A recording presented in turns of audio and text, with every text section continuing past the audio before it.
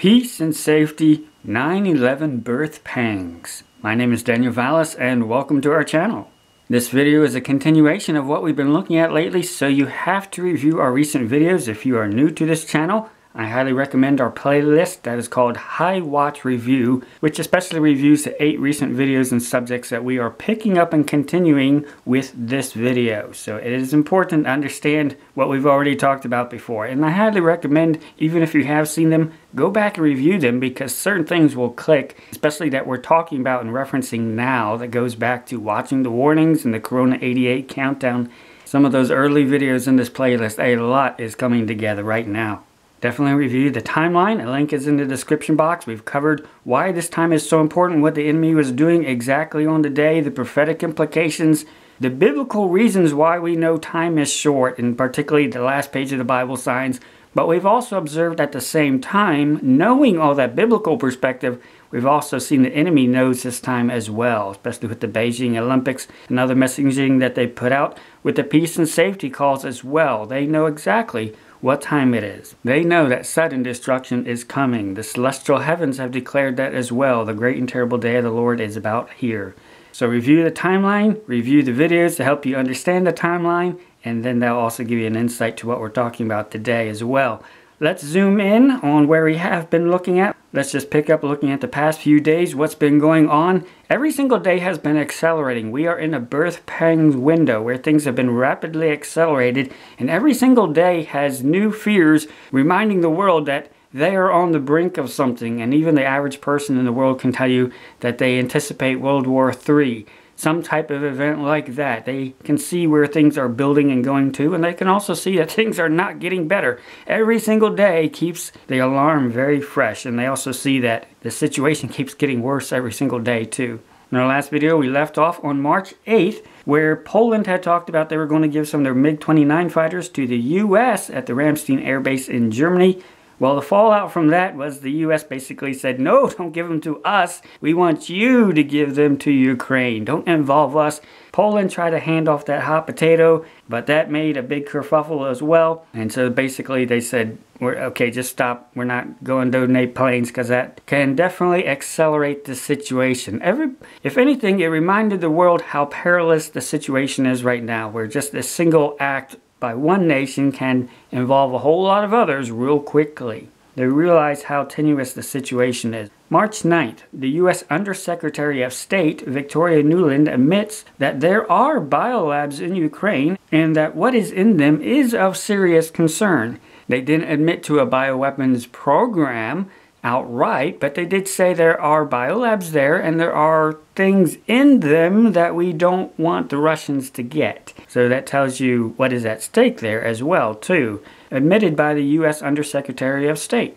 There was more Russian talk about the sanctions, how they are a full-on assault to conquer and overthrow the Russian government. Peskov, the Kremlin spokesman, he said it is a de facto war going on right now. And we've talked about that before. Sanctions are a form of declaration of war. And they understand that, and they're making it clear that they see that we are in a war, a de facto war right now. China's Yao mentioned that wielding the stick of sanctions at every turn will never bring peace and security. And again, this is a major theme that we've seen multiple nations across the world at very high levels are all echoing this same thing. The understanding that peace and security is the subject of the hour. All nations are talking about it. The UN General Assembly is talking about it. The UN Security Council is talking about it. You see this mentioned almost every single day at very high levels, never mentioned with this frequency and importance before. Because everyone acknowledges that what is at stake here can potentially affect every single person in the world. March 10th, Russian Defense Minister says that the U.S., Ukrainian, and Georgian laboratories near Russian borders are implementing a project where bats are considered carriers of bioweapons. Now this is important to note whether you believe it or not. Just take note that Russia and China appear to be going somewhere with this story, and we definitely see it gaining traction over the past few days. This is going to be a thread that is going to come up more and more, I suspect. And again, this goes back to being sober at this time, being impartial. Do not get emotionally involved with what is going on, what's being said on the news. Just view it impartially.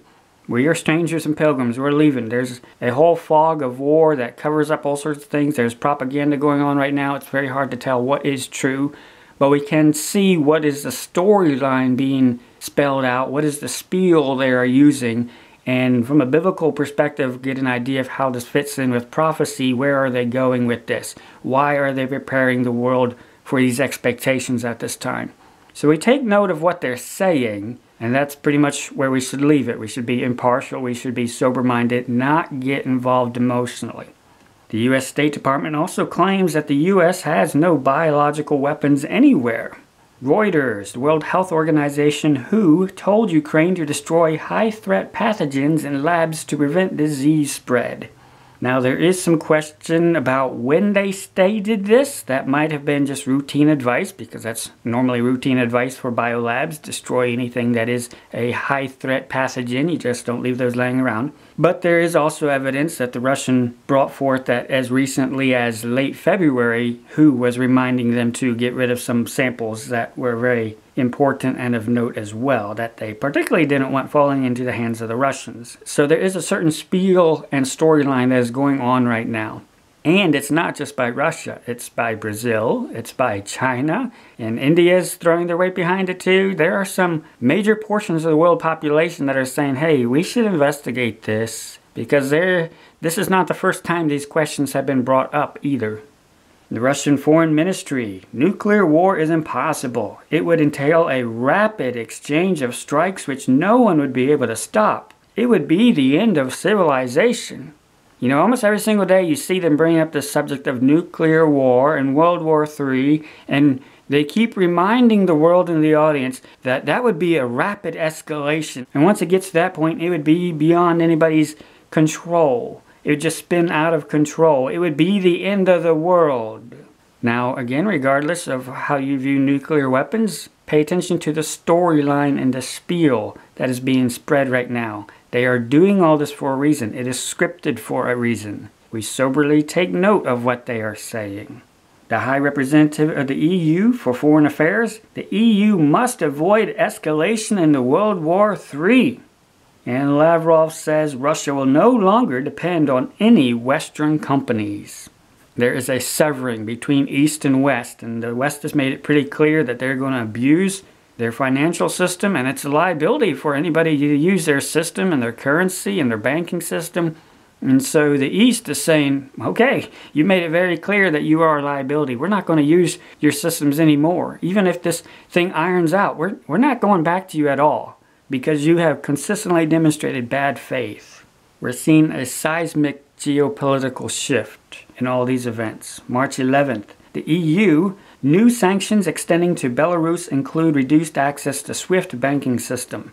Biden, the US and its allies to revoke Russia's most favored nation trade status. And several nations have that. It's basically a club, but once you're kicked out of that club, that means your products and your exports are subject to tariffs, higher tariffs.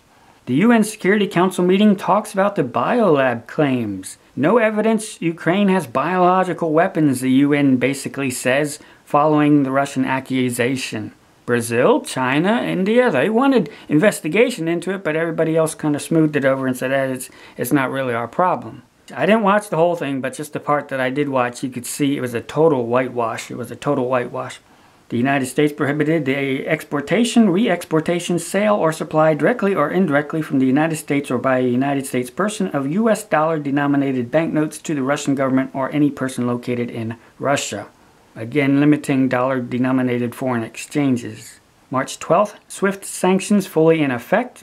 Russia warns Washington that Moscow will see weapons supply convoys entering Ukraine as legitimate targets. And of course, this is commonly understood, but they're publicly stating it, that, hey, if you keep supplying Ukraine, any convoys that cross the border with those supplies that you're sending, those are legitimate targets. And again, this is normally understood in war, but it's catching a lot of people's attention that they're now blatantly stating the fact that, yes, those are legitimate targets, which means that they're probably very close acting on those threats too.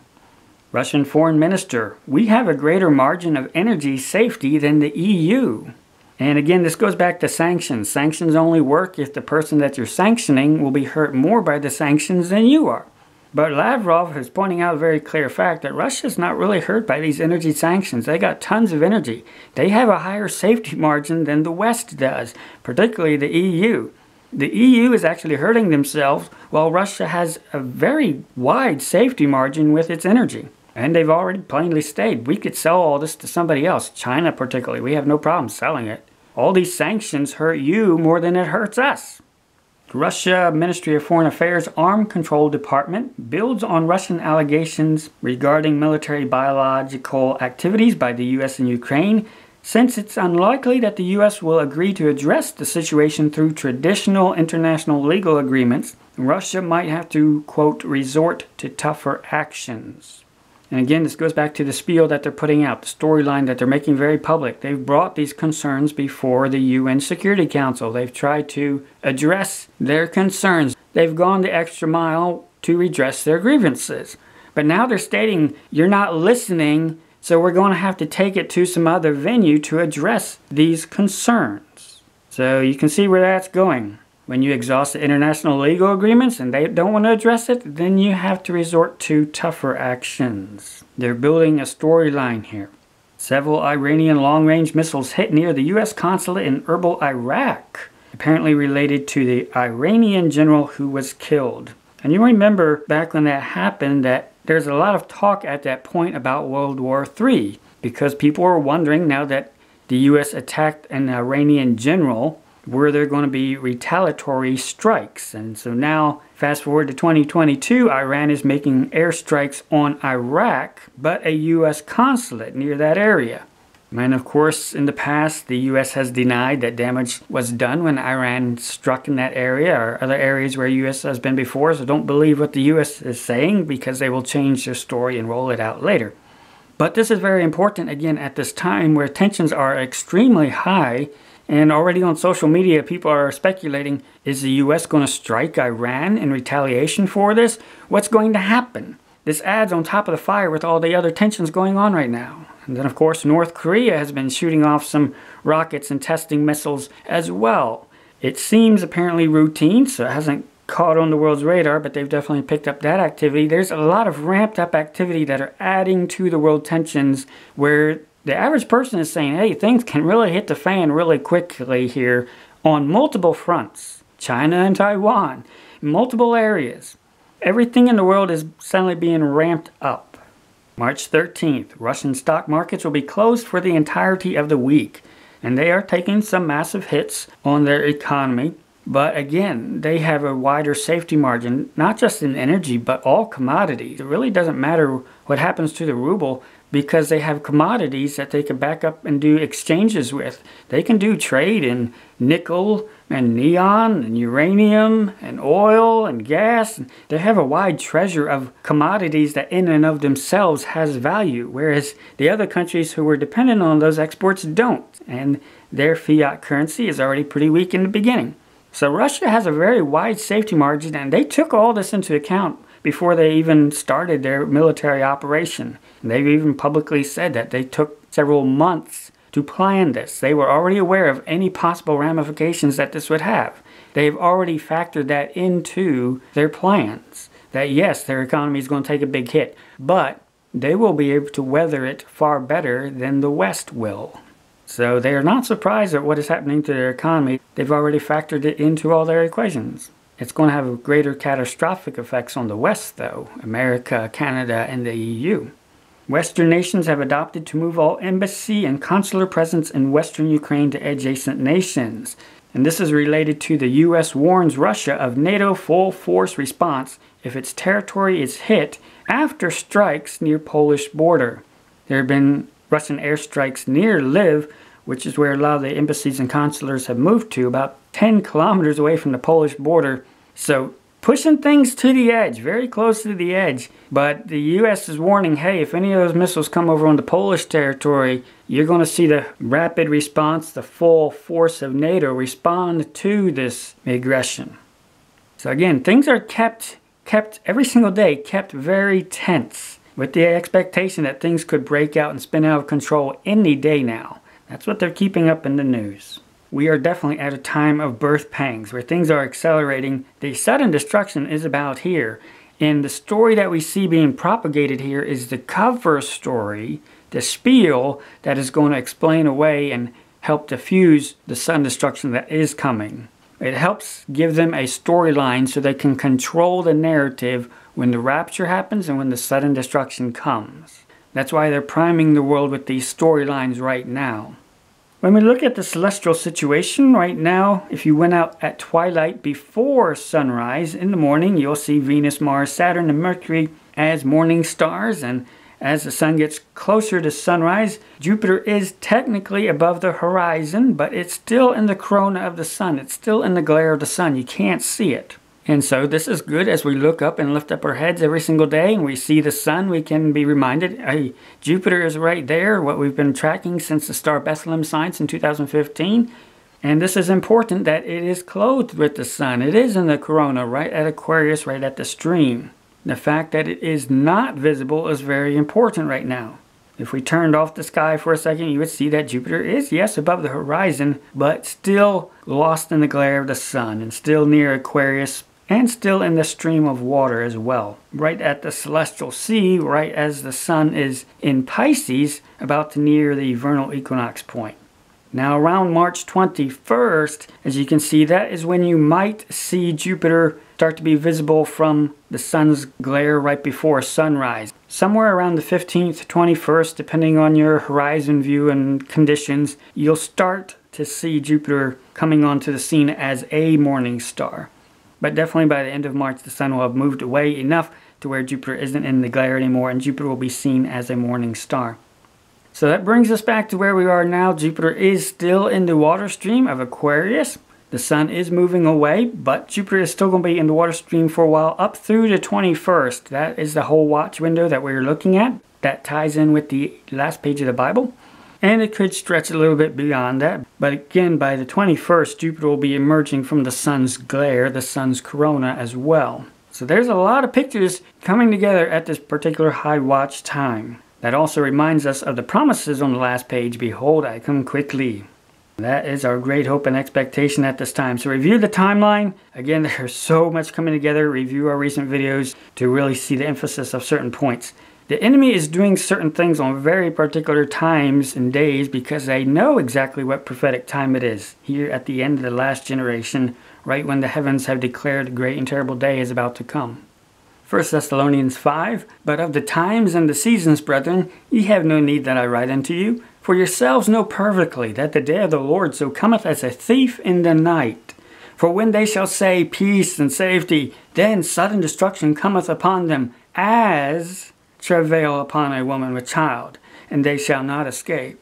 Paul starts out with reminding them, hey, don't worry about seasons and appointed times. You already know it's pointless to discuss whether it's going to be on certain days, because you already know that the day of the Lord, the tribulation, is coming as a thief in the night. There is going to be a degree of ambiguity. You know the thief is coming. You are told to watch. You are even told certain signs to watch. But you do not know the day or the hour. And you also know that he is deliberately coming like a thief, with a degree of ambiguity. And he wants to find his servants on their toes, anticipating and watching for him and living accordingly.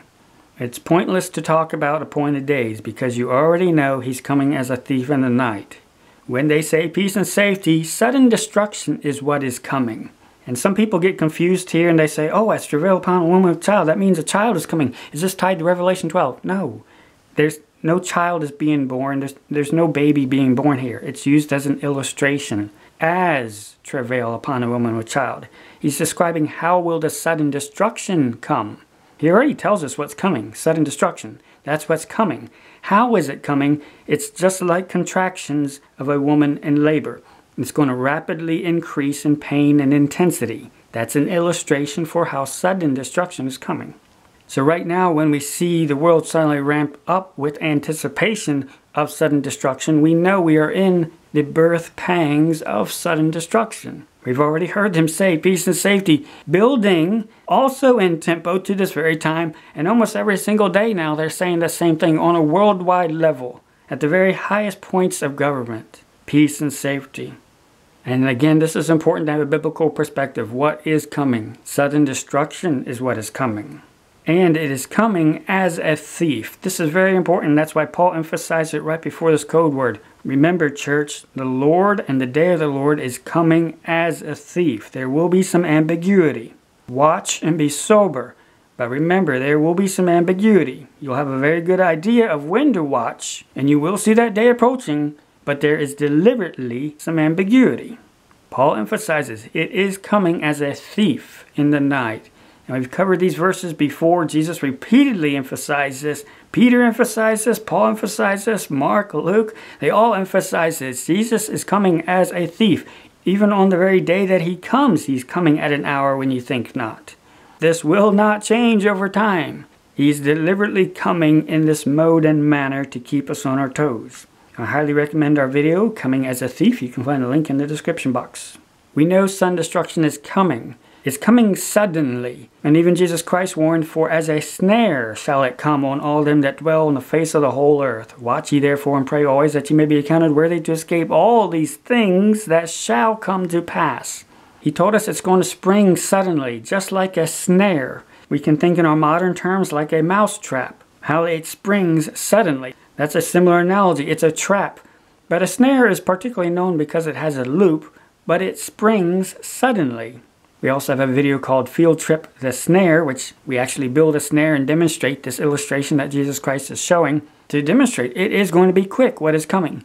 Jesus Christ said this. The Apostle Paul said this. What is coming very, very quickly. There's going to be a ramp up to it, but it's going to be snapping very suddenly. It's going to be almost instantaneous when the day of the Lord comes. What is coming? And it's going to be of such a scale, it's going to affect all of them that dwell on the face of the whole earth. It doesn't matter if you're in the North Pole or all the way off in Antarctica, it is going to affect you once something triggers immediately at the start of the tribulation. What is coming is even worse than nuclear war. It's going to be something that will instantly affect everyone no matter where you are in the world. And this is why Christ emphasized you will have to get off the face of the earth to escape what is coming. Because as soon as it's triggered, it will instantly affect everyone on the entire face of the earth. Because the face of the whole earth is going to be affected instantly. It's something that happens to the whole face of the earth. Not just in one region, not just to some certain people. No, it's to the face of the whole earth. It's going to be caught in a trap, a loop. And it's going to be instantaneous when it springs. Now, like I mentioned in a recent video, I don't believe nuclear weapons are what they are portrayed to be. The actual nuclear weapons and technology used in the cover-up deception will likely really be electromagnetic weaponry such as scalar EM, which can produce a similar blast wave, characteristic mushroom clouds, and directed EMP effects. Nuclear equipment, quote-unquote, is likely props and theater posturing for the suspected real EM technology. They have technology and weaponry that's far greater than what they get people to believe about nuclear weapons. Even Paul said when the Antichrist comes, he's going to be coming with all power and lying wonders. He's going to have some incredible weaponry that's going to make the whole world say, who can make war with the beast? He's going to have weaponry that we've never even thought of because it's suppressed technology. It's deliberately hidden. They're keeping it in reserve for when their son of perdition comes. Then they're going to use it, probably portray it as a fake alien invasion with demonic Nephilim and all that. And it's going to be just an overwhelming demonstration of power. So the whole world says, who can make war with the beast? We surrender. So they sign a surrender, a covenant with the Antichrist for 7 years. They are surrendering. And that's done with many nations. But they are using the boogeyman of nuclear weapons to convince the world that technology is only at a certain level. And so people think that, oh, our biggest and baddest weapons are nuclear weapons, and they can produce a sudden destruction, and that's the worst that we got. Whereas the enemy really has weapons that are even far more than what they portray nuclear weapons to be. And so if there is anything that is claimed to be a nuclear explosion, it's likely electromagnetic related weaponry. So I mentioned this because I'm going to be talking about nuclear weapons and that threat, but just keep in mind of it as a spiel and a storyline, a boogeyman, where really it's greater technology that they have in their back pocket. The world has been building to this moment with a storyline, preparing the world, getting everybody on the same page. Corona, they got the world moving and syncing on the same page. You may have noticed all the governments started saying the same thing, helping each other to a degree. They were all saying the same thing all of a sudden when Corona came on the scene. It's almost like they were all working together for some reason. And that caught a lot of people's attention, even the secular world. And then that shifted into the sunflower nuclear threat. Now the whole world is uniformly ready for the same coming event. And you see this on the news and on social media. People have an expectation that World War III, nuclear war, sudden destruction can come at any day now. That is the storyline. And they've been using Corona. Corona is still in effect. That's still part of this. Preparing people for a boogeyman event because they know sudden destruction is coming. They have to have a storyline to cover it up with, though, so they can keep control of the narrative after the rapture. Convince people it was something else. The Bible tells us the rapture is going to be visible, just like the day of ascension. Jesus Christ will return in like manner. And he even told us when you see the rapture starting, when you see the door of heaven opening, don't run and grab anything. The rapture apparently will take a few seconds, might even just be about a minute or two. The change of our body will be in the twinkling of an eye. But Jesus Christ emphasizes that you will see it, don't run. And apparently there will be just enough time for people to run downstairs to try to grab something or run across the yard to try and grab something. And he has to give explicit instructions because there will be enough time. He says, don't grab anything when you see me coming. And you know you're about to leave. This is pertaining to the rapture. Apparently, the chariots of heaven that are coming to pick people up are going to be big enough coming through the portal that some people will have the idea of, oh, well, maybe I could take something with me. No, don't touch anything. The rapture will be visible. And so the enemy, the children of darkness, know this already ahead of time, so they are plotting, okay, how do we cover this up? It's going to be obvious to everybody. Well, let's make up a story and convince people don't look at the bright flashes in the sky. When you hear a big blasting, trumpeting sound, don't look up at the sky because it's bad for you. It'll fry your eyeballs. And so there's been a whole conditioning over this whole last generation, making people afraid of nuclear weapons and light flashes up in the sky. Massive light flashes and explosion-like sounds so that they will turn away and not look at a visible event that they know will happen. They know sudden destruction is coming, but they also know the rapture is coming right before that. Okay, stay with me. We are going somewhere with all this review. Jesus Christ told us to watch and pray to escape the snare, the loop trap that is coming. We know what is coming, and it's going to be suddenly. It's going to be very instantaneous. He's coming as a thief. So we'll have a very good idea, but there is ambiguity, and this is very important to remember that he's coming as a thief. He gave us the promise, let not your heart be troubled. You believe in God, believe also in me. In my Father's house are many mansions. If it were not so, I would have told you. I go to prepare a place for you. And if I go and prepare a place for you, I will come again and receive you unto myself, that where I am, there ye may be also. Jesus gave us the harpazo promise that he was going to go away to prepare a place, but one day he would come and take us unto himself. He would receive us to where he is, up in heaven. It's just going to be a quick visit back to come and pick us up, take us to where he is. So there is going to be a quick visit where he will not be coming to stay for a while, like he will be doing at the end of the tribulation. He's coming to pick us up and take us to our Father's house, up in heaven. And he demonstrated this at the day of Ascension, which was not on an appointed day or a Jewish feast day or anything like that. It was a normal day. And that's what is the biggest picture with our expectation of him coming again. It will be like a thief. We should expect it to be on a perfectly normal day. And that's what Paul emphasized. It's pointless to talk about appointed days because you already know he's coming back like a thief. You should actually expect him to not come back on the appointed times. You should expect him to come on a normal day, just like the day of Ascension. And on the day of Ascension, it was emphasized that Jesus Christ was received up. He was taken up. That same word that he used in his promise, that one day he will receive us unto himself up in heaven. The exact same word. He was taken up. He was taken up. He was taken up. He was carried up. This was repeatedly emphasized in Scripture. Jesus Christ did not float up like a balloon. No, he was carried up into heaven. Someone came and picked him up. And this is what the disciples said and the angels said. He was taken up. Someone came and took him up. And the angels also reminding us that this same Jesus shall so come in like manner as ye have seen him go into heaven. You saw him go into heaven. He did not disappear and walk through walls like he did at the upper room after the resurrection. Remember that? Jesus Christ has the ability to just appear and disappear, but he deliberately made it visible his day of ascension. Why? Because we will be taken in like manner. We are not going to just disappear. The Bible plainly tells us it will be in like manner. The same way you saw him go, you saw it. It'll be the same way that you go when he comes to pick you up, to receive you, to take you. You will be carried up. It will be visible. It's meant to be visible. It's meant to be a sign to the world. Jesus Christ could have chosen another way. He could have said, oh, you'll just disappear. Nobody will see you go. No, he's deliberately making it visible. And the enemy knows that it is going to be visible when Jesus Christ comes as a thief. So they have to have a cover story for that.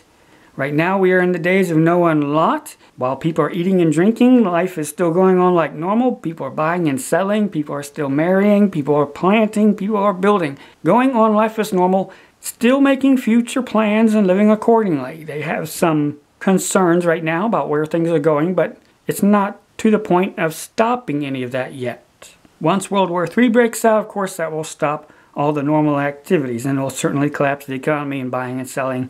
And people generally put off marrying during war, chaotic situations too, and planting. You can't go out into the field safely and plant. I mean, you even hear them talking about that in Ukraine right now with the wheat crops. Questions about whether they'll even be able to plant next year's crops because of the security situation. When war breaks out, all those checklist things that Jesus Christ said about the days of Noah and Lot, they all stop. They stop. So we are here right now, but we have heard the peace and safety warnings that tells us sudden destruction is coming, which is going to stop all of life as normal as we know it. We've also seen the blood moon and the eclipse warning us that the great and terrible day of the Lord is coming too. So we know that we're on borrowed time right now. We know we are definitely in the birth pangs right now, where we see things rapidly accelerating every single day, reminding us that sudden destruction can come any day now. And this is the anticipation and expectation that they are broadcasting and amping up in the world right now too. And right at the end of seeing these celestial signs, what the heavens declare, even the end of the 7-year warning, everything that Scripture tells us that we will see the day approaching, we have seen. We already know that, and the enemy knows it too. So we know what is coming next will be suddenly. Whatever is coming is going to be sudden destruction, immediately following the rapture. Just like the days of Noah, when Noah and his family went into the ark, judgment came the same day. When Lot left Sodom, judgment came the same day. There is not going to be a gap between the escape and the destruction that is coming. For the average person in the world, it will look as though the rapture and what's coming right after that are almost one event, because there's not going to be any gap between them. And that's what the enemy is trying to do at this point. Put out a storyline so people do confuse those two events. All the bright light and sensation and loud noises that will go with the rapture, it's going to be segued right into the sudden destruction so that people confuse the two events. They can't hide the rapture. It's going to be obvious if people are looking in that direction. So the most that the enemy can do is get people, don't look at the flash. Don't look at the flash, actually run and hide. They don't want people looking at it because it will be visible. So they spin a story so that people automatically expect a continuation of, oh, when they see a bright flash in the sky and these loud noises, that means World War III is here. And so then they pick up that story and keep going with that story from that point. So what does the Bible tell us is coming? It tells us it's coming suddenly, but destruction is coming, but also a snare, something that is instantly going to affect you no matter where you are on the face of the whole earth. A sudden destruction. But the Bible specifically tells us that that is going to be the very first seal, and that is the Antichrist. And even the Apostle Paul said the Antichrist, the son of perdition, is going to be revealed before the day of the Lord comes. Before all the tribulation events happen, the very first thing is the Antichrist will come onto the scene. And then the book of Revelation with the first seal says the same thing too. That is going to be the very first thing right after the escape, is the Antichrist, son of perdition, is going to come onto the scene. The son of perdition, what does that mean? Son of destruction. He is the one who brings the son of destruction when he comes. And then he is going to be followed by the second seal, which is World War III, and then famine and death and pestilence and violence and sword, all that follows after that. Those are described separately from the first seal, which is the Antichrist. His coming onto the scene is part of that sudden destruction. How he's coming onto the scene is very important, and it's going to be a direct segue from what is happening with the rapture too. When the Son of Man is revealed, then the son of perdition is going to be revealed. And they want to set up a storyline so people equate those two events together.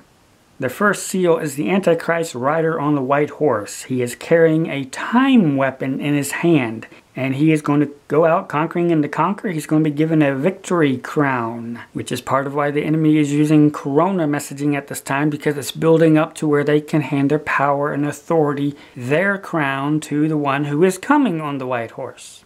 They know what time it is, and they also know what's the very next event. They already know this because they know Scripture too. The rapture escape is the escape from what is coming. The sparing of the faithful righteous, the escape from the snare that is coming, the escape from all the things that are coming, the gathering unto where he is, the escape from all the coming plagues. That is the escape. We are told what is coming.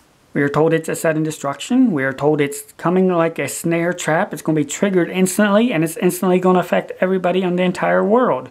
It's going to be an instant trap when it does occur. It's not a normal event that's happening here that Jesus Christ is warning about. You will need to escape it, and you will need to get off the face of the earth in order to escape it. There will be no safe place anywhere on the entire earth. Now, when we consider what is coming, and we also consider what is going to happen right before that, the escape, when Christ comes to receive us unto himself, there's going to be some events of extremely high magnitude going on right now. One with amazing sights seen in the sky. It's going to be as lightning up from the east to the west. It's going to be a phenomenal event just by itself, with loud trumpeting noises, the voice of God himself, a doorway to heaven opening. It's all going to be visible, and the world seeing millions of people being gathered into the skies and the clouds, and then going through that doorway, an open portal into another dimension. It's going to be a phenomenal sight. And then immediately what follows that is going to be just on that same magnitude. It's going to be the son of perdition coming out of the bottomless pit, another dimensional portal opening up into the world. And that is going to be a very visible event too. Both of these events are going to be back to back.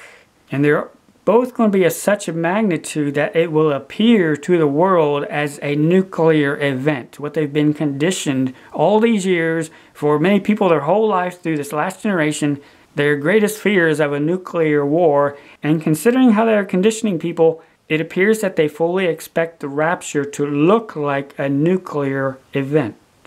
What they've been conditioning people for. And then immediately what follows right after that too. Because they want the people who are still staying behind, they want them to see these events and think, wow, a nuclear war is going on right now. I need to run and hide in my basement. And so I believe this is why they are preparing people with the boogeyman of nuclear weapons, even though they have much more powerful weapons. But they are preparing them with what they know they will see. And then what they should think when they don't see it. Don't look at it. And it is this particular boogeyman story that we see amplified in the world right now, just when we know geopolitical tensions are some of their tightest that they've ever been. And we know things could break out well beyond conventional warfare any moment now. Things are being hyped and pushed to a breaking point on purpose. The world is expecting this boogeyman because the children of darkness who are orchestrating the script right now know that any day now the Lord will be coming as a thief. And that will be followed by the Antichrist, son of perdition, the son of destruction. And he has a very powerful weapon in his hand when he comes. Daniel 2:20. Daniel answered and said, Blessed be the name of God forever and ever, for wisdom and might are his. And he changeth the times and the seasons. He removeth kings and setteth up kings. He giveth wisdom unto the wise and knowledge to them that know understanding. Daniel acknowledged and praised the Lord that he alone is the one who changes the world clock, the appointed times. Winter time, seed time, harvest time. Those are the appointed times that the world moves through time. Those are the seasons that it regularly cycles through. And there are laws, there are ordinances, as Scripture says, about the celestial movements, about the celestial clock, and about how the world moves from appointed time and appointed season to season. How the world moves through time.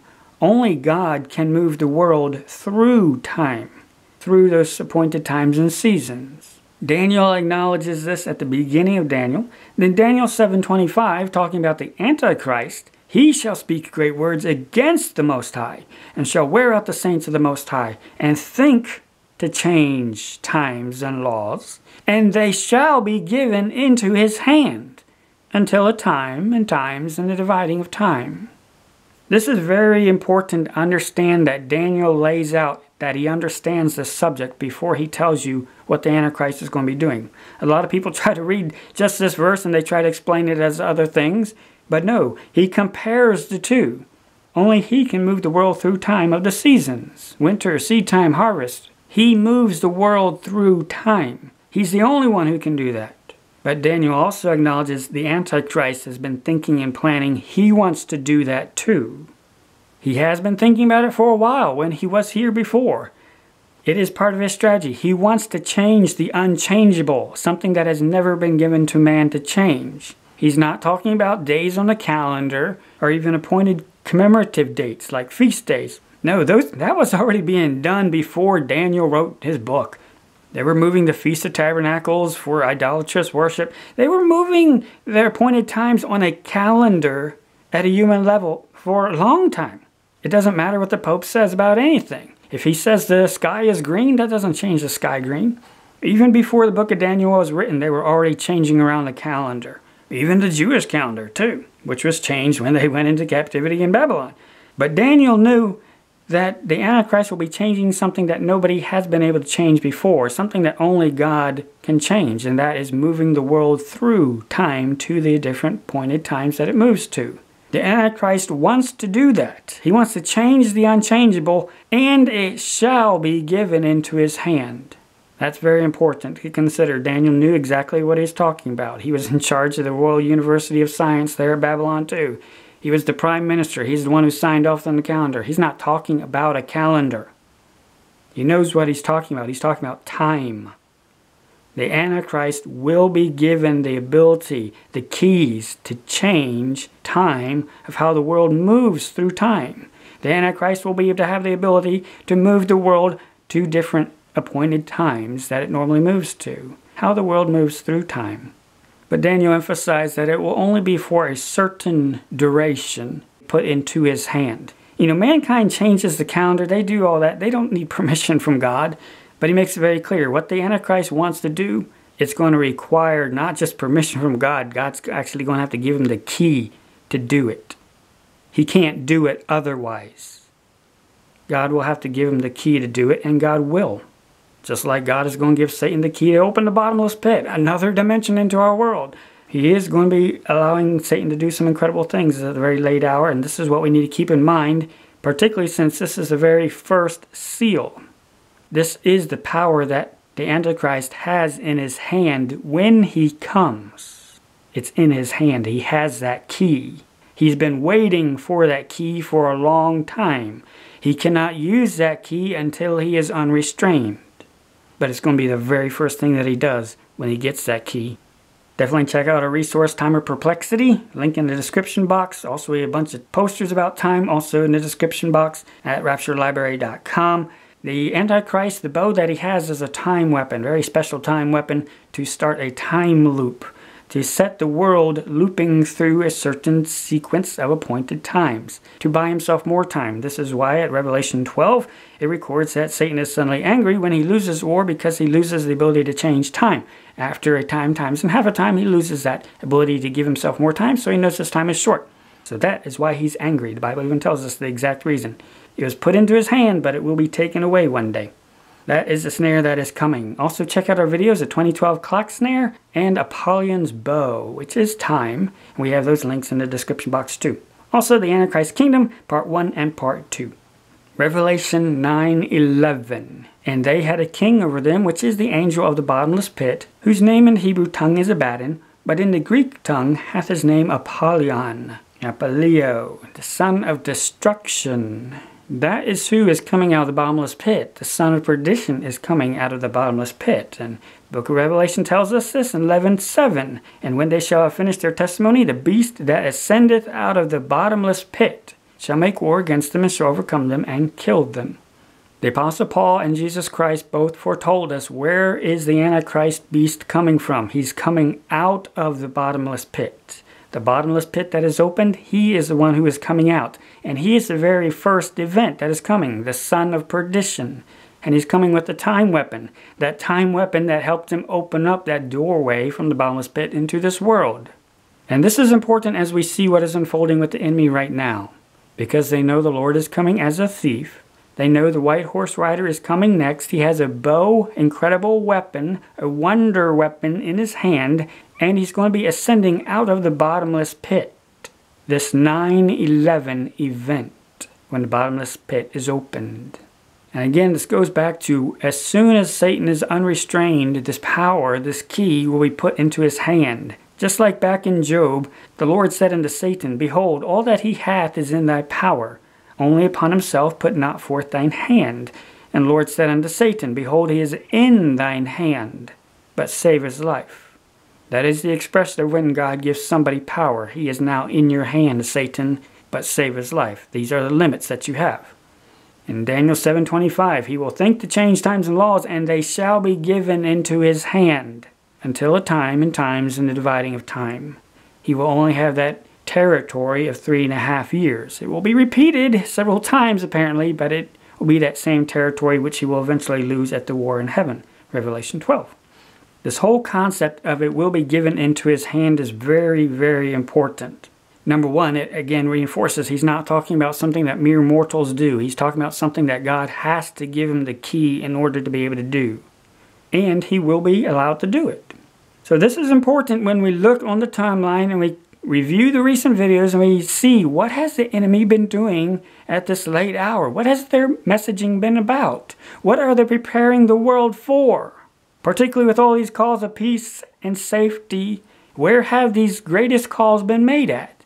They've been made at the UN Security Council, deciding some of the gravest concerns of our world, supposedly, and we've shown the video clips of them saying all that. Right at this time of heightened tension with Russia and Ukraine, which is really a broader war between the East and the West. But we've seen all that in context of this room at the UN Security Council with this occult mural which highlights a white horse being unbridled, being unrestrained, the bridle being taken off and the horse being slapped to ride away. They understand. They know what the first seal is. They understand that the white horse will have to be unrestrained, that the Antichrist will have to be unrestrained before he comes. But they also know that we're right on the brink of that too. The sudden destruction is coming. And they are saying peace and safety almost on a daily level now, because they know that we are in the birth pangs. We are presently in the birth pangs. And Paul warns, when you hear them say this, it's already on the way, sudden destruction. It's already coming. You are running out of time. And this is why the enemy is ramping up everything, because they are anticipating Revelation 9:11, when the bottomless pit is opened and the son of perdition, the son of destruction, comes suddenly. And it's going to involve coming from the bottomless pit, ascending up out of the pit. This is the occult mural that is right at the UN Security Council, where we've heard all these calls of peace and safety. They know exactly where we are prophetically. They know what the heavens have been declaring. They know what time it is in the last generation. And this is why they're also been allowed to make these high-level calls of peace and safety, because they are being unrestrained. They also know that the Antichrist's very first seal is about to be opened. And the 10 horns which thou sawest are 10 kings which have received no kingdom as yet, but receive power as kings 1 hour with the beast. These have one mind, and shall give their power and strength unto the beast. Revelation 17:12. Everything at this late hour is scripted. Scripted according to Scripture. but also scripted according to their storyline that they know how are they going to excuse away and cover up these biblical events and make people think otherwise. The Bible foretells us that they are all going to be working together on the same page. They already know where the beast is coming from. They already anticipate giving him their crown and their power and their authority. They already know what Scripture says and how things will transpire. And so they are all working together to make it happen, but also to cover it up. But this is their anticipation, awaiting the beast. The beast. The 9/11 event. That is what they have been working for generations. The mystery of iniquity for this very late hour where we find ourselves right now.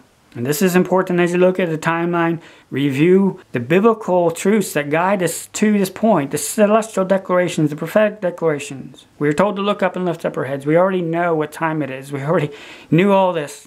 And in that context, we have heard them say peace and safety because they know how close we are to. We already know we're at the last page of the Bible with the celestial signs in Aquarius, right at the last constellation along the line before the vernal equinox too, which is also part of why our watch coincides with the vernal equinox around March 20th, 21st. There's a lot that tells us we are running on very borrowed time right now. The enemy knows that, and that's why they have been ramping up, awaiting their beast and awaiting their chain of events that they know is coming too, and that they are already prepared to cover up. So again, I highly recommend you review our recent videos, particularly so you can keep an ongoing fresh view in your mind of what is the enemy up to, why, how rapidly are they ramping up things. With the social media attention span nowadays and YouTube and just all the other distractions of life going on, it's possible to lose a bigger picture sometimes, so it does us good to refresh how rapidly is our world changing. Very, very rapidly. Now, as I've been watching and keeping an eye on the news and these birth pangs, how they've been accelerating, one thing has really caught my attention as very odd, on top of everything else, yes, of course. But the Lord really pointed out one thing that was very odd, and that was how all of a sudden you're seeing these stories about seizing of Russian yachts, super yachts. Maybe you've noticed it. They're talking about these big, expensive, multi-million-dollar boats that they're seizing and bringing a lot of attention to. It's getting more attention than you normally think. But, of course, the news have been very hysterical lately with all sorts of other things. But they really seem to be parking on, hey, we're taking their yachts, the Russian oligarch yachts. And the news is filled right now with the stories of these yachts. Some of them are $500 million. Incredible sailboats, incredible multi-million-dollar yachts. And there's even news about the news that the internet is watching with glee as Russian oligarchs' yachts are seized. This is a deliberate news event, and this is what I want you to see. Again, be sober, be impartial. When you see something being emphasized, don't get emotionally attached. You should ask yourself, why are they emphasizing this? Why do they want me to be attached to this? Why do they want me to believe such and such? Why? Be sober-minded. Be disconnected, be impartial. And so as I saw this and saw the attention being brought to the fact that they're bringing attention to it, the Lord reminded me that this reminds me of something that the enemy put out back in 2020 during the height of the corona that ties to what we are seeing right now. And he reminded me about the film called Tenet, which was released in 2020. The plot follows a secret agent who must manipulate time in order to prevent World War III. Very interesting plotline that came out in 2020, right when Corona was taking over the world.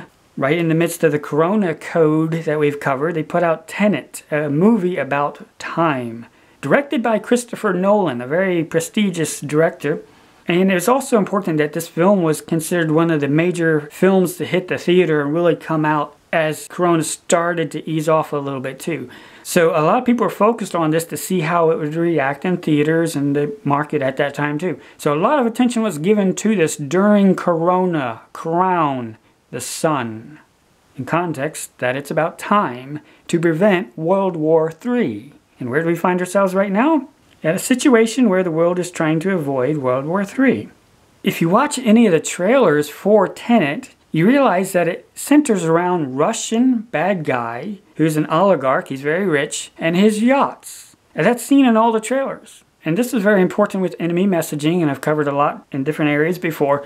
But there's going to be a lot of messaging in the trailers because they realize most people don't have the time to watch the full-blown movies. More people will actually see the trailers as they're considering whether they want to watch the movies or not too. So a larger audience is really going to see what's in the trailers, so there's going to be oftentimes, a boiled down version of their most important points of their parables. The children of darkness work in parables to disguise an occult cover up what they are messaging. They know what time it is. So if you watch just the trailers, not even the movie, everything that I'm going to show you is just from the trailers, and you can find links for those in the description box too. But there's an overemphasis that the Russian bad guy is associated with yachts in this movie that deals with time to prevent World War III. And they really emphasize he plays around with all sorts of boats too. Sailboats, expensive sailboats, just like the yacht that was seized the other day too. And again, more yachts. The Russian bad guy spends most of his time on the yacht. This was really emphasized back in 2020, and here we are 2 years later where Russian bad guys, oligarchs, their yachts are being seized very publicly and it's being sensationalized. Right here on the cusp of apparently World War III. But if you watch the trailers and also the prologue, which they released at the same time, you realize that the movie starts at the Kiev Opera House. Kiev in Ukraine. There is a special policing operation at the Kiev Opera House. There are terrorists there at the Kiev Opera House, and these police special forces have to go on in. But it's set in Ukraine at the Kiev Opera House. This is not a real location. It was actually filmed in Estonia, but they deliberately made the storyline to be in Kiev, in Ukraine, where the special policing operation takes place. Does this sound remotely familiar? And again, this is how the movie starts. So when they released the prologue, which is the first 6 or 8 minutes, back at the time that they released the trailers, everybody knew this movie takes place at the start at Kiev, in Ukraine, where the special policing operation takes place. And there's going to be big explosions in this policing operation that takes place in Kiev. They're acting it all out. And the special police operation, the special operation will be all over the place. There's going to be tons of people coming onto the scene. And they really make a deal to emphasize this is in Ukraine, it's in Kiev. They really go overboard so that you know where the context of this being acted out is. But then they also show a Russian 3-star general, a Cold War era Soviet uniform, apparently that's what it is involved. So again, they're showing you right at the very beginning of this parable, in Kiev, Ukraine, a special operation at an opera house involving a Russian general in Ukraine. And it's very important that they never show or explain or talk about this guy at all. They just show that he's there. But they never talk about it. They just pass on over it, but they deliberately show it to you that he is involved. The bad guy in the movie is Russian. Big surprise, the bad guy. And who are they portraying in the news as the bad guy nowadays? A Russian. There's all sorts of Russian hidden clues throughout this film, just in the trailers again, looking for a certain Russian national. They really emphasize that this core subject is with Russia, Russians in Ukraine. A special operation that will take place in Kiev in Ukraine. They even show a boat on the background there. The name of the boat is even Gogland. Full title is revealed in the trailers. The ship is called Gogland. And that should remind us of the Bible term, the land of Gog. Gog and Magog, which is that? That is the land of the Russians. Gogland, the land of the Russians. They're deliberately putting all these right in this film, right in context of a ship and exports, apparently of energy products. That all this is going to deal with Russia, a Russian bad guy, in Ukraine. And they really drum up the yachts, so you can see a certain time marker that goes with this operation that they're going to do. You'll be able to tell exactly when it takes place, and when they bring attention to it. And they also emphasize that it's going to be in context of an eclipsing, which goes with their corona. They portray the guy eclipsing the sun, and then the sun emerges from him in a diamond ring moment. So they're giving a heads up that this special operation in Kiev in Ukraine by the Russians will take place right in the diamond ring coding with their corona messaging that they've been giving out. We covered that in our recent video. And as we also covered, they started it exactly on the day that we suspected that they would. Exactly on the day. Praise the Lord for the wisdom that He's given about what they are up to. It's all tied to Corona and the sun, this special operation. It's a cover story about World War III, the sun destruction that they want the world to anticipate coming. And again, it was on February 23rd, exactly to the day that the special operation in Ukraine was announced, a country associated with the sunflower, and even on their flag associated with sunflower fields, the sun. The enemy knows exactly what time it is. They know exactly when they're going to have to ramp up their cover story, ramp up the world to expecting the sudden destruction, because they know it's right around the corner, right when their beast is about to be released from the bottomless pit, the 9/11 event.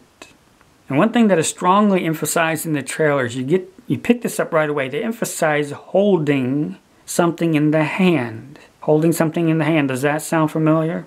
They play this up really big in all the trailers. The ability to hold an object that manipulates and goes through time. He holds it in his hand. And again, this reminds us that the enemy is waiting the expectation that the beast is going to be given into his hand the power to change times and laws, be able to move the world through time. They know what is about to happen, and it's not a calendar or any such little frivolous thing like that. They know the Antichrist is going to have power to change and move the entire face of the whole earth through time. And that is why the world will say, who can make war with the beast? He can change time. When you look at the etymology of the word tenet, which is the name of this movie, it literally means to hold. It holds, to have. That is the very title of this movie, their expectation of the one who holds the power to change time. And that's why they emphasize this so very much. They know what Scripture says. They know it will happen. They are expecting it to happen. But if you watch the trailers, you also notice they drum up a certain sequence, and they repeat this several times too. They show the two main actors talking about, you want to crash a plane? That is a question that is brought forth. And in the trailers, right after they mention you want to crash a plane, they cut to a scene of a plane with a phoenix on it, flying into a building, rolling into a building, crashing into a building. Very reminiscent of the events of 9/11 in 2001. They're painting a scene here. Pay attention. They're talking about it and then demonstrating it to show that they know what they're talking about. But notice that he's flashing his watch at the same time that they're talking about you want to crash a plane. And then a second later they show them crashing a plane. He even has his cuff rolled up a little bit so you can see his watch. Because they're emphasizing they're talking about time. They're not talking about a plane. They're talking about time 9/11. If you look at his watch, at first glance it looks like it's showing 9/11, but it's really showing 8:10, off by an hour. But that is a distraction. What are they talking about? What did they just show you? What did they just act out while flashing the watch? They're talking about 9/11 type plane stuff, but emphasizing time, because they're really talking about time and holding the watch right in front of you. And if you watch the trailer, you can see how he kind of waves his arm out toward the screen a little bit so you can see his prominent watch. But something else caught my attention, and that was what is in the background. There's a pretty fancy looking building in the background. Where is this taking place? Since it's already important that they set out the movie starts at Kiev in Ukraine, it's also going to be important when they show locations for other key scenes. So now that they're talking about 9/11 type events related to time, though, are there more important things in this scene? Well, when we look at Wikipedia, it says part of it was filmed at the Thief Hotel in Norway. The Thief. Does that remind us of anything about time? Yes. The Thief has 119 rooms, which is 9/11 backwards. 119. A disguised way of 9/11. And right in the scene where they're talking about 9/11 type stuff connected to time, what is in the background? The Thief Hotel, which is known for 119 rooms. This is not a coincidence at all. They're telling a parable here. It's about time. What is going to happen right after Jesus Christ comes as a thief? The beast is going to be unrestrained. He's going to come from the bottomless pit. He will have the power in his hand to change time. That's why they wave their hand and show the watch connected to what they're talking about, which is 9/11, right on the backdrop of 9/11. And they keep going. He says, well, that part is a little dramatic, talking about what they plan to do. And yes, really, they know the upcoming 9/11 is going to be very, very dramatic. But also take notice that there's a guy in a yellow jacket with a bicycle who is walking behind them, and he's pointing it out as he's talking about that future part, that future 9/11 part is going to be a little dramatic. And in Hollywood, they like to use a bicycle as a parable for a time vehicle. And you see this especially in The Wizard of Oz, when the witch is riding a bicycle, and how that is used to go over the rainbow too. So they will use that messaging of a time traveler, a time machine, and that is right in this context too, with the thief in the background as well. That part is going to be a little dramatic. They're emphasizing and making sure you know that they're talking about time. And he has a yellow jacket, which means he's probably representing the sun traveling along the line. When it gets to a certain point, things are going to be very dramatic when the thief comes. And that's what it appears to be, but it's definitely in there for a reason. And they zoom out a little bit so you get a better idea of the background, and that is usually where the trailers end, emphasizing this 9/11, right here at this crossroads. Which again reminds us along the line, the ecliptic line that the sun travels along, there is a crossroads. Where is that? That is where the equator crosses the ecliptic, where the vernal equinox and the autumnal equinox take place at, that crossroads, that crossing point. So it is very suspicious that we're at a time with their corona messaging where the sun is nearing a crossroads. Very interesting. But we can see from the context that there's some other things in this scene that we should investigate, besides the Thief Hotel. We look on Google Maps and we see, get an idea of where everything is. They are standing there looking that way. The Thief Hotel with 119 rooms is over there. There's a bridge, there's a tunnel, underground entrance right next to where they are standing. A tunnel going to the underground. So when we pull it up on Street View, we can get a better idea. Wow, there's a statue of a guy coming through a doorway right next to a tunnel entrance. Right with the Thief Hotel with 119 rooms in the background. Right when they are connecting their watch with 9/11, because they're talking about 9/11 type events. And they keep switching the scenes back and forth so you know that they're talking about the same thing here. Right in context, backdrop of the Thief Hotel, 119 rooms. Right with an underground entrance. Right with a man in a doorway. Which reminds us of Revelation 9:11. And they had a king over them, which is the angel of the bottomless pit, whose name in the Hebrew tongue is Abaddon, but in the Greek tongue hath his name Apollyon, the son of perdition, the son of destruction, the beast that ascendeth out of the bottomless pit.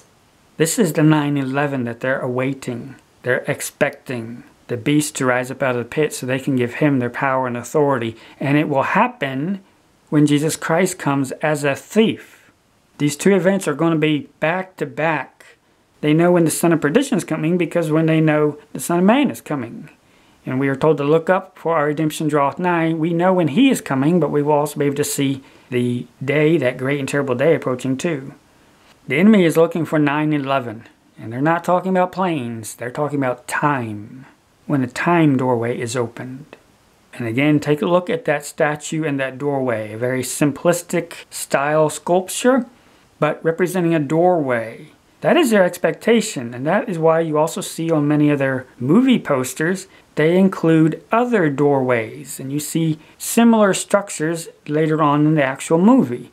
But they portray it on the posters. This concept of doorways. That's what they're waiting for. The opening of the doorway for the beast. The son of perdition.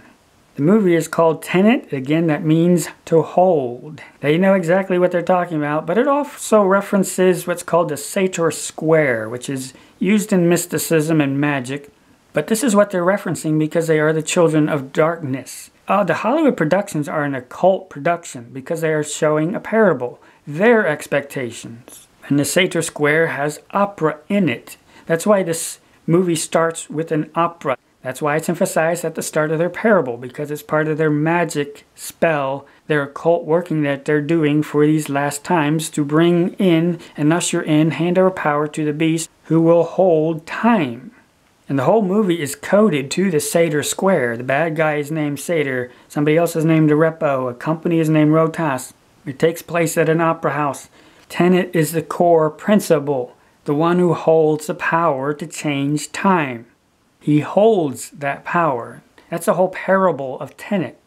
Who holds the power to change time and apparently avert even World War III, which is a context that comes up in this movie, which starts with an opera house in Kiev, Ukraine, involving a Russian. These are occult productions. That's why you see on the movie poster they emphasize time runs out. They know when time is running out. They don't know the exact day or hour, but they have a good idea, just like we do, that time will run out, and about when it is going to run out too. The emphasis of Twin Towers, again emphasizing 9/11, that's woven throughout this film. Time running out. Which also reminds us of other Hollywood parable productions too. Out of Time, Back to the Future, back in the 80s. But that's well known for coding 9/11 too. The sign, when you turn it upside down, 911. And again, the occult does many things in reverse to hide things. But they pepper it throughout as well. In the gas station sign, 119. It's like the Thief Hotel. It's in reverse again. But again, they hold the watch right in front of your face, emphasizing 119, 9/11, tied to watches and time. The enemy has known for a long, long time that the Son of Perdition is going to be given the power to change time. That is their expectation. That's what they want. They want him to change time, to give themselves more time to avoid the judgment. And it is important in Back to the Future that it centers around the assembly of Christ, the church.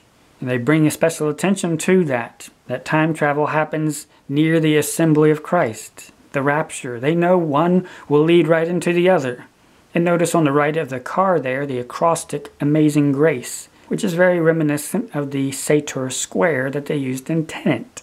There's a lot of coding consistently used in Hollywood because they are parables. Just the other day, March 11th, The Adam Project came out on Netflix about time travel to save the future. Surprise, surprise that came out right now too. And the title is very reminiscent of what?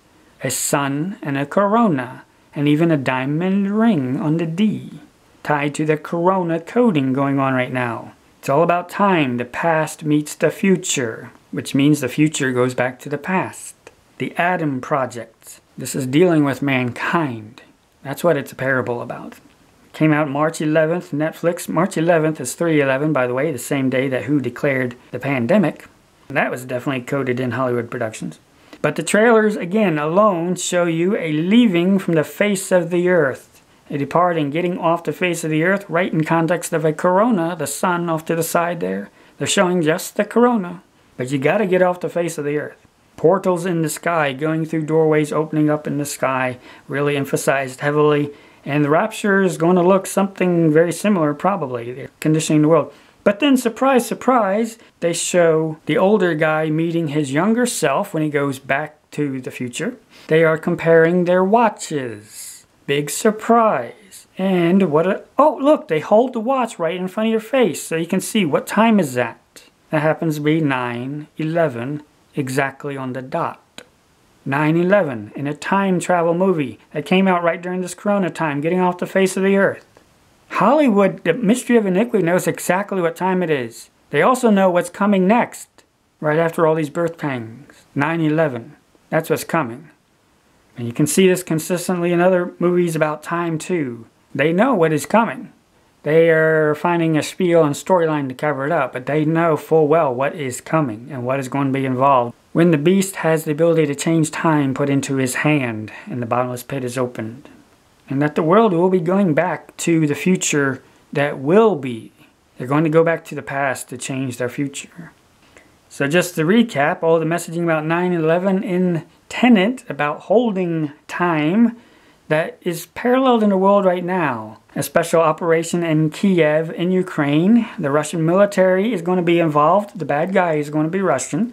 There's going to be Russian hidden clues, really emphasizing, yes, this is really about Russia. The land of Gog, using a biblical term here, lets you know this is a parable that they're talking about. This is not entertainment, it's a parable. And there's going to be certain timing so that you will know that the script, the theater is in play.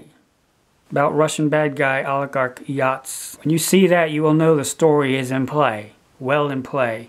And it's going to come onto the scene right after the eclipsing of the corona, the diamond ring moment in their corona code, which happened exactly on the very day that we predicted that it probably would. That is when all these events of the special policing operation in Ukraine started involving Russia and the Russian supposed bad guy as he's portrayed in the media. It's all part of the script, the Hollywood script and theater that is going on right now, with all their occult rituals that will be involved in handing power over to the beast that is coming out of the bottomless pit. Their expected 9/11 event. That's what they're expecting. That's what they know is coming. The rider on the white horse as soon as he's unrestrained. That's why all this messaging taking place at the UN Security Council is all about emphasizing peace and security. They're laughing at the world. Sudden destruction's coming and you don't even know it. But they know it because they're all of one mind and they're working together on the same Hollywood script, all playing their little roles so they can hand their power and authority, their crown, this corona time, over to the beast who is about to ascend out of the bottomless pit. A script that started exactly on February 23rd, and exactly on that day and at that meeting they all knew what was really at stake. 9/11. The power to change time. As we speak, Ukraine is being bombed. People are being killed. A country in Europe is being destroyed by a more powerful country, its neighbor, that has decided it wants to turn the historic clock backwards. A permanent member of the Security Council to whom the world has given power and trust to decide on peace and security. No one could have predicted just how dangerous, inciting, and far-reaching President Putin's speech would be, with Putin arguing for taking the world back in time to an era of empires and colonies. So, good afternoon, President von der Leyen, dear Ursula, President Michel, dear Charles. It's great to see you here. Welcome to the NATO headquarters. We have just discussed Russia's brutal, unprovoked, ongoing attack on Ukraine. This is barbaric, and we condemn it without any reservations. We are at a grave moment for the security of Europe. Russia is attempting to turn back the clock by force, to re-establish a sphere of influence, and to undermine the global rules that have kept Europe safe for decades. February 24th, just a few hours later, European Commission statement by President von der Leyen. President Putin is trying to turn back the clock to the times of the Russian Empire, but in doing so he's putting at risk the future of the Russian people. 4 back-to-back statements by the world leaders, all within just a few hours, exactly on the day that they were starting their final birth pangs. Because they know how late the hour is and that we are almost out of time. Out of time. And of course, we can see that by looking at the celestial clock and all the biblical warnings, we know we are very, very short on time. And as we see the day approaching and seeing what we are already foretold is coming, that should sober us up and affect how we live. Where we will fix our eyes on eternity, cast off the cares of this life, cast off the weights of this world, and look unto Jesus Christ, watching ourselves and praying always. Definitely avail yourself of the resources that are in the description box. The Lord has prepared special resources along with all this wisdom showing us the time. He wants us to understand it from a biblical perspective. As we see the day approaching, that should affect how we live. He's provided these resources, prepared them to help condense a lot of this information so we can review and refresh, gird up, trim up, and brighten up with where we should be, especially at this very late hour. Check out When to Watch. It has articles such as Commanded to Watch, Understanding Matthew 24, They Builded and They Planted, The Last Generation, First and Second Comings, The Rapture in the Old Testament, Escape from What? What is the Falling Away? A Harpazo Promise, Caught Away, Peace and Safety. A whole smorgasbord of topics in these very powerful books, very powerful resources. Check them out, PDFs. Be ready. They build it and they plan it. There is some overlap between all these. Shall he find faith when the Son of Man comes? Beware the tribulation snare. What is your price? Evacuation time frame, evacuation procedures, letters to the 7 churches, a great review refresher of that. The wise bride and servants versus the foolish bride and servants. What are legal appointments and why does Jesus Christ mention appointed several times in his warnings and instructions? running for the prize, articles such as running to win, grace versus works, treasures and the crowns, parable of the faithful servants, parable of the 10 virgins, parable of the talents, and why Jesus Christ mentioned all three of these back to back in the same conversation. What does it mean to be worthy? Buying oil, the bride of Christ, raisings, resurrections, and returnings, and more. Definitely check out these resources at rapturelibrary.com or on our website, informedchristians.com. Our Father, who has directed us hitherto and brought us safely thus far on this learning journey, has prepared so many resources so that we can be ready, so that we can shine bright, so we can be found going out to meet Him when He comes.